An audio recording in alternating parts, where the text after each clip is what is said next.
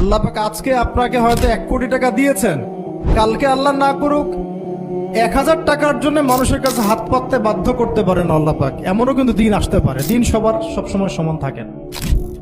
আজকে আপনার কাছে 1 কোটি টাকা আছে, কিছু মনে হচ্ছে না।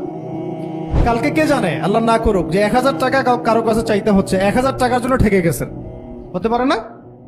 তো রিজিককে মানুষ তাজিম না করলে রিজিক দূরে চলে যায়। দুটো বিষয় খেয়াল রাখবেন, দুটো বিষয়। এক হচ্ছে মাঝে মাঝে মনের মধ্যে কিছু আমল করার ইচ্ছা আসে না?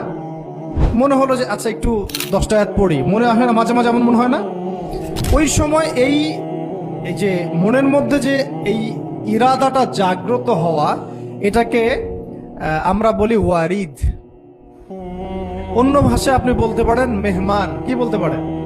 এটা আল্লাহর পক্ষ থেকে আপনার কলবের মধ্যে মেহমান হিসেবে এসেছে। এখন আপনি যদি আমলটা করেন, সেই মেহমান বারবার আপনার কলবে আসবে।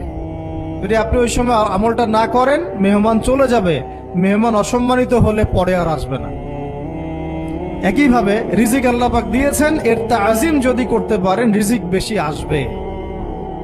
রিজিকের তাজিম সম্মান করতে না পারলে রিজিক আসবে না, বেশি কমে যাবে। উসমান রাদিয়াল্লাহু আনহু সবচেয়ে ধনী ছিলেন না? কেন জানেন? কেন? এটা কি জানেন কেন ধনী ছিলেন? একে তো তিনি প্রচুর দান সদকা করতেন, এটা তো আপনারা জানেনই। আরেকটা জিনিস অনেকে জানে না, তিনি উটের পিঠে বসেছিলেন, কিছু একটা খাচ্ছিলেন, এই 2-1টা দানা পড়ে গেছে নিচে। উটের পিঠ থেকে নেমেছেন, নেমে সেই দানা উঠিয়েছেন, পরিষ্কার করেছেন, ধুয়েছেন, আবার খেয়েছেন।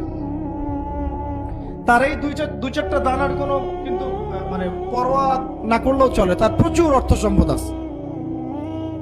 এত অর্থ সম্পদ যে তাবুক যুদ্ধের দিন 30,000 সেনাবাহিনীর দায়িত্ব নিয়েছেন। 30,000 সেনাবাহিনীর দায়িত্ব নিয়েছেন। সেনাবাহিনী যাবে, থাকবে, খাবে, তাবু টাঙাবে, সব দায়িত্ব তার।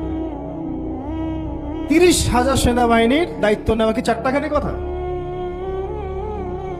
তো এই সাহাবী এই কয়েকটা খাবারের দানা উঠিয়ে খেলেন। নবী সাল্লাল্লাহু আলাইহি ওয়াসাল্লাম বলেছিলেন যে তোমাকে আল্লাহ পাক রিজিক বাড়িয়ে দিবেন না কেন? তুমি রিজিকের যে তাজিম বা যে সম্মান তুমি করো, এর বদৌলতে আল্লাহ পাক তোমাকে বেহিসাব রিজিক দিবেন। দুইটা বিষয় খেয়াল রাখবো।